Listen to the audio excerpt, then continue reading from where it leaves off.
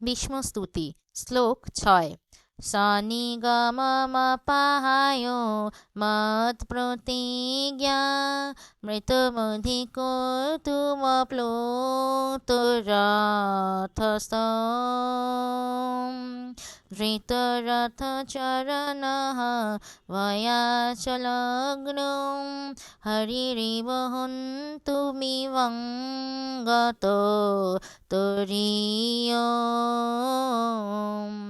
অনুবাদ: আমার অভিলাষ পূর্ণ করার জন্য তিনি তার নিজের প্রতিজ্ঞা ভঙ্গ করেও রথ থেকে নেমে এসে রথের চাকা তুলে নিয়েছিলেন এবং হস্তিকে বধ করার জন্য প্রবল বেগে ধাবমান সিংহের মতো পৃথিবী কম্পিত করে তিনি আমার দিকে ধাবিত হয়েছিলেন। তখন তার উত্তরীয় খানিও তার শরীর থেকে পড়ে গিয়েছিল।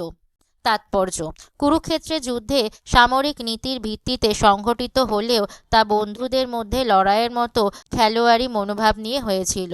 দুর্যোধন বিশ্বদেবের সমালোচনা করে তার বিরুদ্ধে অভিযোগ করেছিল যে অর্জুনের প্রতি বাৎসল্য স্নেহের বশে তিনি তাকে হত্যা করতে চাইছেন না।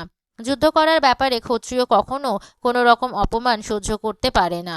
বিশ্বদেব তাই প্রতিজ্ঞা করেছিলেন যে তার পরের দিন বিশেষ অস্ত্রের দ্বারা পঞ্চ পাণ্ডবদের বধ করবেন। দুর্যোধন তা শুনে অত্যন্ত খুশি হয়েছিল এবং সেই বাণগুলি পরের দিন যুদ্ধের সময় তাকে দেবার জন্য নিজের কাছে রেখে দিয়েছিল। অর্জুন কৌশলে সেই বাণগুলি দুর্যোধনের কাছ থেকে নিয়ে নিয়েছিল এবং ভীষ্মদেব বুঝতে পেরেছিলেন যে সেটি ছিল শ্রীকৃষ্ণের ছলনা। তাই তিনি প্রতিজ্ঞা করেছিলেন যে পরের দিন কৃষ্ণকে অস্ত্র ধারণ করতে হবে, নতুবা তার সখা অর্জুনের মৃত্যু হবে। পরের দিন ভীষ্মদেব এমন প্রচণ্ডভাবে যুদ্ধ করেছিলেন যে অর্জুন এবং কৃষ্ণ উভয়ই সংকটে পড়েছিলেন। অর্জুন প্রায় পরাজিত হয়েছিলেন। পরিস্থিতি এমনই সংকটজনক হয়েছিল যে পর মুহূর্তেই অর্জুন ভীষ্মদেব কর্তৃক নিহত হতেন। তখন শ্রীকৃষ্ণ তার ভক্ত ভীষ্মের প্রতিজ্ঞা রক্ষা করে তাকে সন্তুষ্ট করতে চেয়েছিলেন, যা ছিল তার নিজের প্রতিজ্ঞা থেকে অধিক গুরুত্বপূর্ণ। তখন মনে হয়েছিল যে তিনি তার নিজের প্রতিজ্ঞা ভঙ্গ করেছেন। কুরুক্ষেত্র যুদ্ধের পূর্বে তিনি প্রতিজ্ঞা করেছিলেন যে তিনি অস্ত্র ধারণ করবেন না এবং কোনো পক্ষের হয়েই তার শক্তি ব্যবহার করবেন না, কিন্তু অর্জুনকে রক্ষা করার জন্য তিনি রথ থেকে নেমে এসেছিলেন এবং রথের চাকা তুলে নিয়ে হস্তিকে বধ করার জন্য একটি ধাবমান সিংহের মতো ক্রোধান্বিতভাবে দ্রুত বেগে ভীষ্মদেবের প্রতি ধাবিত হয়েছিলেন। সেইভাবে ধাবিত হওয়ার ফলে তার উত্তরীয় পড়ে গিয়েছিল এবং ক্রোধের আবেশে তিনি তা বুঝতে পারেননি। ভীষ্মদেব তৎক্ষণাৎ অস্ত্র পরিত্যাগ করে তার প্রিয় প্রভু শ্রীকৃষ্ণ কর্তৃক নিহত হওয়ার জন্য তার রথের উপরে দাঁড়িয়েছিলেন। সেদিনকার মতো সেখানেই যুদ্ধের সমাপ্তি হয় এবং অর্জুন রক্ষা পান। অবশ্য অর্জুনের নিহত হওয়ার কোনো সম্ভাবনা ছিল না, কেননা ভগবান স্বয়ং তার রথে ছিলেন। কিন্তু যেহেতু ভীষ্মদেব দেখতে চেয়েছিলেন যে ভগবান শ্রীকৃষ্ণ তার সখাকে রক্ষা করার জন্য অস্ত্র ধারণ করুন, তাই ভগবান সেই পরিস্থিতি সৃষ্টি করেছিলেন যাতে মনে হয়েছিল যে অর্জুনের মৃত্যু আসন্ন। ভগবান বিশ্বদেবের সামনে দাঁড়িয়ে তাকে দেখাতে চেয়েছিলেন যে তার প্রতিজ্ঞা রক্ষার জন্য তিনি চক্র ধারণ করেছেন।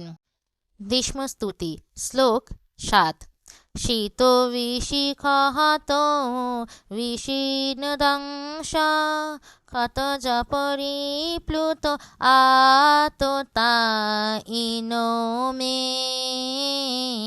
প্রসভমবিশাসারো মদধার্থং স্বভাবতু মে ভগবান গতি মুকুন্দ।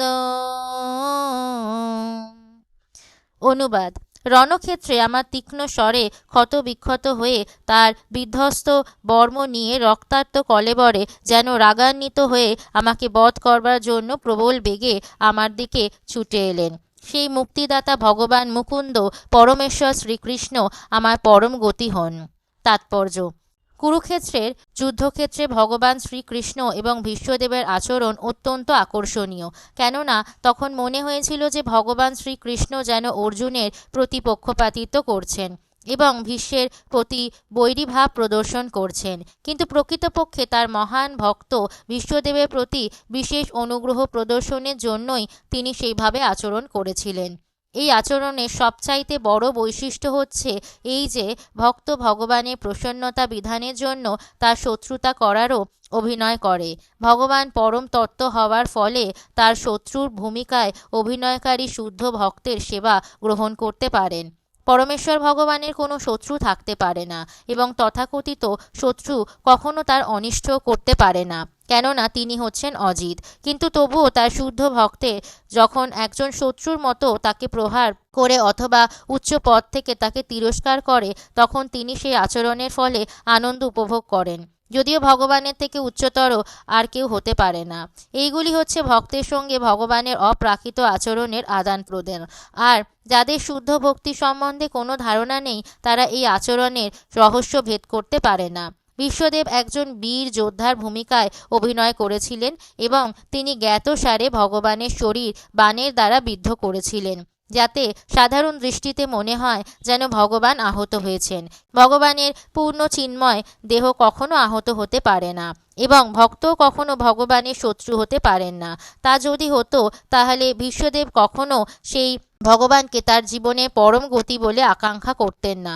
বিশ্বদেব যদি ভগবানের শত্রু হতেন তাহলে ভগবান শ্রীকৃষ্ণ বিনা প্রয়াসে তাকে হত্যা করতে পারতেন। তাকে রক্তাক্ত ও আহত অবস্থায় বিশ্বদেবের সম্মুখে আসার কোনো প্রয়োজন ছিল না, কিন্তু তা তিনি করেছিলেন কারণ শুদ্ধ ভক্ত কর্তৃক উৎপন্ন আঘাতের দ্বারা অলঙ্কৃত ভগবানের চিন্ময় সৌন্দর্য তার যোদ্ধা ভক্ত দর্শন করতে চেয়েছিলেন। এটি হচ্ছে ভগবান এবং তার সেবকের মধ্যে চিন্ময় রস বিনিময়ের পন্থা। এই প্রকার বিনিময়ের ফলে ভগবান এবং তার ভক্ত তাদের নিজ নিজ স্থানে মহিমামণ্ডিত হন। ভগবান এত ক্রুদ্ধ হয়েছিলেন যে বিশ্বদেবের প্রতি ধাবিত হওয়ার সময় অর্জুন তাকে বাধা দান করা সত্ত্বেও তিনি বিশ্বদেবের প্রতি ধাবিত হন। ঠিক যেভাবে একজন প্রেমিক সমস্ত বাধা বিপত্তি উপেক্ষা করে তার প্রেমিকার প্রতি ধাবিত হয়। আপাত দৃষ্টিতে মনে হয়েছিল তিনি যেন বিশ্বদেবকে হত্যা করতে বদ্ধপরিকর, কিন্তু প্রকৃতপক্ষে তার সেই আচরণ ছিল তার মহান ভক্তকে প্রসন্ন করার জন্যই। ভগবান নিঃসন্দেহে সমস্ত বদ্ধ জীবদের পরিত্রাণকারী। নির্বিশেষবাদীরা তার কাছে মুক্তি চায় এবং তিনি তাদের বাসনা অনুসারে তাদের পুরস্কৃত করেন। কিন্তু এখানে বিশ্বদেব ভগবানকে তার স্বরূপে দর্শন করার অভিলাষ করেছেন। ভগবানের সমস্ত শুদ্ধ ভক্তরাই এই অভিলাষ করেন। ভীষ্মস্তুতি শ্লোক 8। বিজয় রথ কুটুম্ব আততোত্রে ধৃত হয় রশ্মিনিত শ্রিয়েক শনিয়ে ভগবতীর তীরস্তু মে মুমূর্ষ জমিহ নিরীক্ষ হতাগতা স্বরূপা।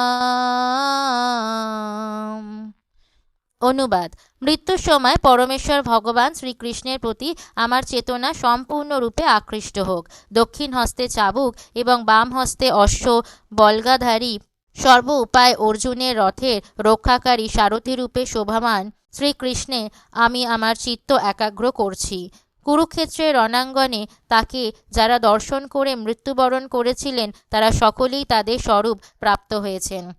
তাৎপর্য: ভগবানের শুদ্ধ ভক্ত প্রেমময়ী সেবায় ভগবানের সঙ্গে অপ্রাকৃত সম্পর্কে সম্পর্কিত হওয়ার ফলে তার অন্তরে নিরন্তর ভগবানের উপস্থিতি দর্শন করেন। এই প্রকার শুদ্ধ ভক্ত এক পলকের জন্য ভগবানকে বিস্মৃত হন না। একে বলা হয় সমাধি। যোগী তার ইন্দ্রিয়গুলিকে অন্য সমস্ত বিষয় থেকে নিয়ন্ত্রিত করে পরমাত্মায় একীভূত করার প্রয়াস করেন এবং তার ফলে তিনি চরমে সমাধি লাভ করেন। কিন্তু ভগবত ভক্ত ভগবানের দিব্য নাম যশ লীলা ইত্যাদি সহ তার সবিশেষ রূপ নিরন্তর স্মরণ করার মাধ্যমে অনেক সহজে এই সমাধি লাভ করেন। তাই যোগীর ধ্যান এবং ভক্তের ধ্যান এক স্তরের নয়। যোগীর ধ্যান যান্ত্রিক, কিন্তু স্বতঃস্ফূর্ত অনুরাগের ফলে শুদ্ধ ভক্তের ভগবৎ প্রেম স্বাভাবিক। বিশ্বদেব ছিলেন একজন শুদ্ধ ভক্ত এবং একজন সেনানায়ক রূপে তিনি নিরন্তর যুদ্ধক্ষেত্রে অর্জুনের রথের সারথি বা পার্থসারথি রূপে ভগবানকে স্মরণ করেছিলেন। তাই ভগবানের পার্থসারথি লীলাও নিত্য। কংসের কারাগারে তার জন্মলীলা থেকে অন্তিমে মৌসল লীলা পর্যন্ত ভগবানের সমস্ত লীলাই একে একে সমস্ত ব্রহ্মাণ্ডে আবর্তিত হয়। ঠিক যেমন ঘড়ির কাঁটা এক বিন্দু থেকে আরেক বিন্দুতে ঘুরে চলে, আর সেই সমস্ত লীলায় পাণ্ডব এবং ভীষ্মদেবের মতো ভগবানের সমস্ত পার্শ্বদেরা তার নিত্যসঙ্গী। তাই ভীষ্মদেব পার্থসারথী রূপে ভগবানের সুন্দর স্বরূপ কখনো ভুলতে পারেননি, যা এমনকি অর্জুন পর্যন্ত দর্শন করতে পারেননি। অর্জুনের অবস্থান ছিল ভগবানের সুন্দর পার্থসারথী রূপের পিছনে, কিন্তু ভীষ্মদেব ছিলেন ঠিক ভগবানের সম্মুখেই। ভগবানের সেনাবেশী রূপ ভীষ্মদেব অর্জুনের থেকেও অধিক আনন্দ সহকারে দর্শন করেছিলেন। কুরুক্ষেত্রের যুদ্ধে সমস্ত সৈনিক এবং ব্যক্তিরা তাদের মৃত্যুর পর ভগবানের মতো তাদের চিন্ময় স্বরূপ লাভ করেছিলেন, কেননা তারা তখন প্রত্যক্ষভাবে ভগবানকে দর্শন করতে পেরেছিলেন। জলচর থেকে শুরু করে ব্রহ্মা পর্যন্ত বিবর্তনের চক্রে আবর্তিত বদ্ধ জীবের সমস্ত রূপ হচ্ছে মায়া, অর্থাৎ কর্মের ফলে লব্ধ জড়া প্রকৃতির দান। বদ্ধ জীবের জড় দেহগুলি কৃত্রিম বহিরাগত আবরণের মতো, এবং বদ্ধ জীব যখন জড়া প্রকৃতির বন্ধন থেকে মুক্ত হয় তখন সে তার প্রকৃত স্বরূপ প্রাপ্ত হয়। নির্বিশেষবাদীরা ভগবানের নিরাকার ব্রহ্মজ্যোতি প্রাপ্ত হতে চায়, কিন্তু ভগবানের অংশ স্বরূপ চিৎ স্ফুলিঙ্গের পক্ষে তা মোটেই স্বাভাবিক নয়। তাই নির্বিশেষবাদীরা পুনরায় অধপতিত হয়ে জড় রূপ প্রাপ্ত হয়, যা চিন্ময় আত্মার পক্ষে অর্থহীন। ভগবত ভক্ত তার আত্মার স্বরূপ অনুসারে বৈকুণ্ঠ লোকে অথবা গোলোকে ভগবানের মতো চতুর্ভুজ অথবা দ্বিভুজ চিন্ময় স্বরূপ প্রাপ্ত হন। সম্পূর্ণ চিন্ময় এই রূপই হচ্ছে জীবের স্বরূপ, এবং কুরুক্ষেত্রের যুদ্ধে উভয় পক্ষেই যারা যোগদান করেছিলেন তারা তাদের স্বরূপ প্রাপ্ত হয়েছিলেন, যা ভীষ্মদেব এখানে প্রতিপন্ন করেছেন।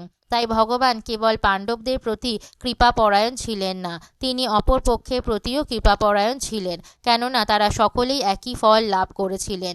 ভীষ্মদেবও সেই সুযোগ চেয়েছিলেন, এবং যদিও ভগবানের পার্শ্বদরূপে তার স্থিতি সর্ব অবস্থাতেই নিশ্চিত হয়েছে, তথাপি সেটিই ছিল ভগবানের কাছে তার প্রার্থনা। অতএব সিদ্ধান্ত হচ্ছে এই যে অন্তরে অথবা বাইরে ভগবানকে দর্শন করে যিনি দেহত্যাগ করেন তিনি তার স্বরূপ প্রাপ্ত হন, যা হচ্ছে জীবের সর্বোচ্চ সিদ্ধি। ভীষ্মস্তুতি। শ্লোক 9। ললিত গতি বিলাস বল্গুহাস প্রণয় নিরীক্ষণ কল্পিত রুমানা কৃতমনুকৃতবত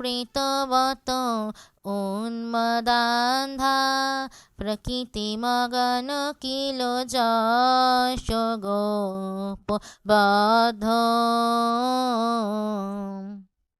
অনুবাদ। আমার চিত্ত শ্রীকৃষ্ণে নিবদ্ধ হোক, যার সুন্দর গমন ভঙ্গি, মধুর হাস্য এবং প্রেমপূর্ণ ঈক্ষণ ব্রজগোপিকাদের আকর্ষণ করেছিল রাসনৃত্য থেকে তার অন্তর্নিহিত হওয়ার পর।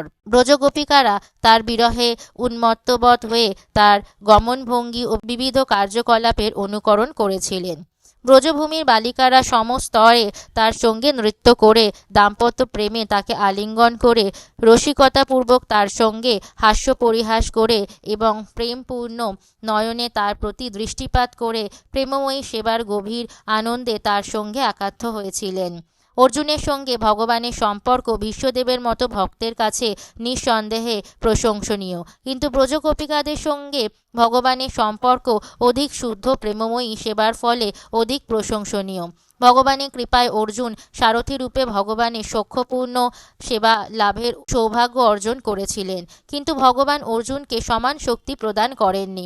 কিন্তু গোপিকারা ভগবানের সমান পদ প্রাপ্ত হয়ে প্রায় ভগবানের সঙ্গে একাত্ম হয়ে গিয়েছিলেন। বিশ্বদেবের গোপীদের স্মরণ করার অভিলাষ তার জীবনের অন্তিম সময়ে তাদের কৃপা লাভের জন্য প্রার্থনা। ভগবানের শুদ্ধ ভক্তেরা যখন মহিমামণ্ডিত হন তখন ভগবান অধিক প্রসন্ন হন। তাই বিশ্বদেব কেবল তার স্নেহাস্পদ অর্জুনেরই প্রশংসা করেননি, ভগবানের প্রেমময়ী সেবায় যারা অতুলনীয় সৌভাগ্য অর্জন করেছিলেন সেই গোপিকাদেরও স্মরণ করেছিলেন। ভগবানের সঙ্গে গোপীদের সমতা কখনো নির্বিশেষবাদী সাযুজ্য মুক্তির মতো মনে করে ভুল করা উচিত নয়। সেই সমতা এক পূর্ণ আনন্দের অনুভূতি, যেখানে ভিন্ন হওয়ার ধারণা সম্পূর্ণরূপে লুপ্ত হয়ে যায়, কেননা গভীর প্রেমে প্রেমিক এবং প্রেমিকার আকাঙ্ক্ষা এক। ভীষ্মস্তুতি। শ্লোক 10।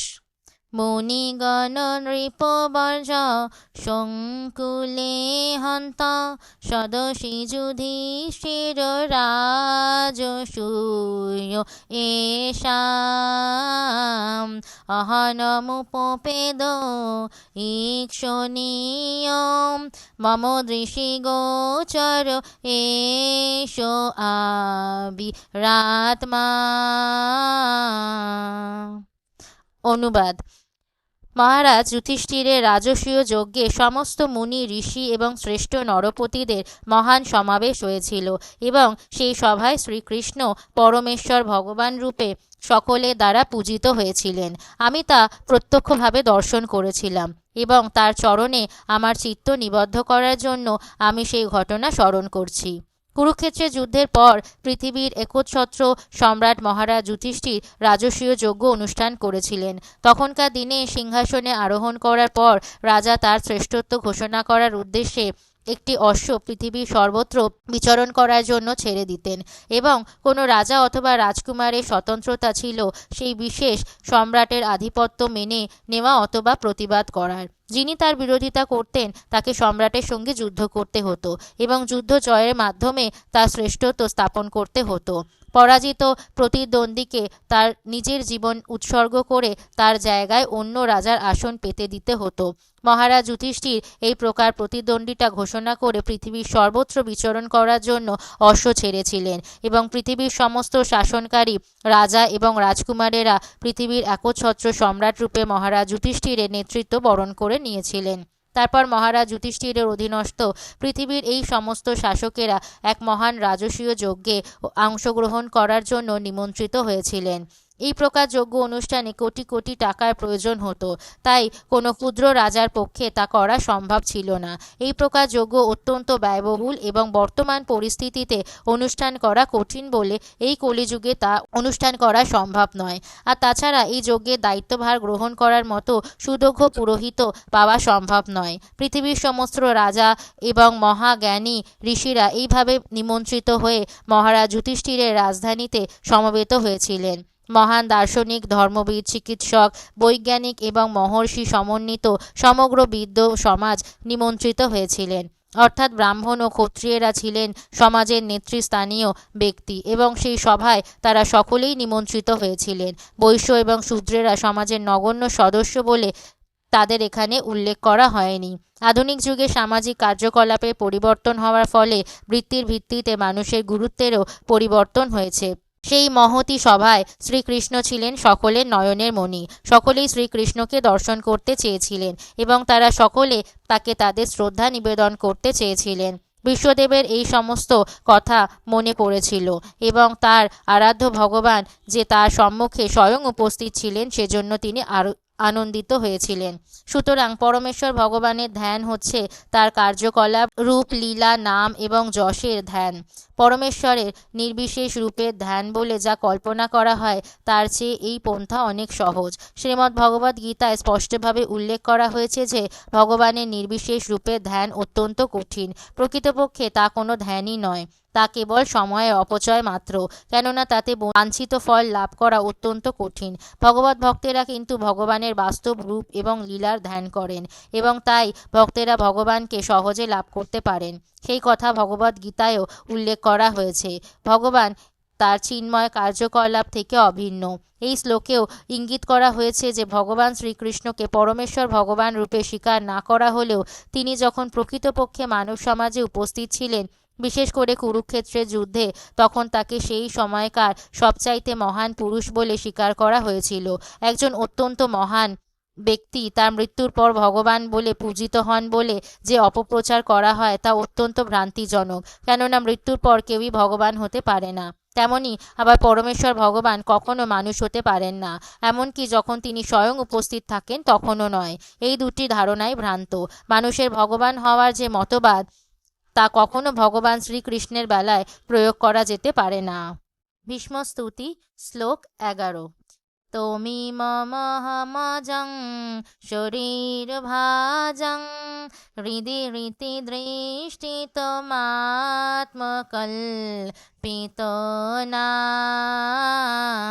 প্রতিদৃশ্যমিব নৈক ধার্কমেকং সমধিগত হস্মি বিধুত বেদ মোহ। অনুবাদ। এখন আমি পূর্ণ একাগ্রতা সহকারে আমার সম্মুখে উপস্থিত ভগবান শ্রীকৃষ্ণের ধ্যান করতে পারি, কারণ তার সম্বন্ধে আমার দ্বৈত ভাবের সমস্ত মোহ এখন দূর হয়ে গেছে। তিনি এক এবং অদ্বিতীয় হওয়ায় সত্ত্বেও সকলের হৃদয়ে, এমনকি মনোধর্মীদের হৃদয় পর্যন্ত বিরাজ করেন। সূর্য ভিন্ন ভিন্নভাবে প্রতিভাত হলেও সূর্য একটি। তাৎপর্য: শ্রীকৃষ্ণ এক এবং অদ্বিতীয় পরমেশ্বর ভগবান, কিন্তু তিনি তার অচিন্ত্য শক্তির প্রভাবে নিজেকে বহু অংশে বিস্তার করেছেন। তার অচিন্ত্য শক্তি সম্বন্ধে অজ্ঞতার ফলেই দ্বৈত ধারণার উদয় হয়। শ্রীমদ্ ভগবদ্ গীতায় ভগবান বলেছেন যে মূর্খরাই কেবল তাকে একজন সাধারণ মানুষ বলে মনে করে। এই প্রকার মূর্খ মানুষেরা তার অচিন্ত্য শক্তি সম্বন্ধে অবগত নয়। তার অচিন্ত্য শক্তির প্রভাবে তিনি সকলের হৃদয়ে বিরাজমান, ঠিক যেমন সূর্য পৃথিবীর সর্বত্র সকলের সম্মুখে বিরাজমান। ভগবানের পরমাত্মা রূপে তার অংশের বিস্তার, তার অচিন্ত্য শক্তির দ্বারা তিনি সকলের হৃদয়ে পরমাত্মা রূপে নিজেকে বিস্তার করেন এবং তার অঙ্গজ্যোতি দ্বারা তিনি নিজেকে ব্রহ্মজ্যোতি রূপেও বিস্তার করেন। ব্রহ্মসংহিতায় উল্লেখ করা হয়েছে যে ব্রহ্মজ্যোতি হচ্ছে তার অঙ্গজ্যোতি। তাই তিনি এবং তার দেহ নির্গত রশ্মিচ্ছটা ব্রহ্মজ্যোতি অথবা তার অংশ পরমাত্মার মধ্যে কোনো পার্থক্য নেই। যে সমস্ত নির্বোধ মানুষেরা সেই তত্ত্ব অবগত নয়, তারাই কেবল মনে করে যে ব্রহ্মজ্যোতি এবং পরমাত্মা হচ্ছেন ভগবান শ্রীকৃষ্ণ থেকে ভিন্ন। এই ভ্রান্ত দ্বৈত ধারণা বিশ্বদেবের মন থেকে সম্পূর্ণরূপে অপসারিত হয়েছিল এবং ভগবান শ্রীকৃষ্ণ যে কেবল সবকিছু সর্বস্ব তা জেনে তিনি প্রসন্ন হয়েছিলেন। এই জ্ঞান মহাত্মা বা ভগবত ভক্তেরা লাভ করেন, যে সম্বন্ধে ভগবদ্ গীতায় উল্লেখ করা হয়েছে যে বাসুদেবই সবকিছু এবং বাসুদেব ব্যতীত কোনো কিছুরই অস্তিত্ব নেই। বাসুদেব বা ভগবান শ্রীকৃষ্ণ হচ্ছেন আদি পুরুষ, যা এখানে একজন মহাজন কর্তৃক প্রতিপাদিত হয়েছে, এবং তাই একজন সাধক ভক্ত এবং শুদ্ধ ভক্ত উভয়েরই কর্তব্য হচ্ছে তার পদাঙ্ক অনুসরণ করা। সেটি হচ্ছে ভগবত ভক্তির মার্গ।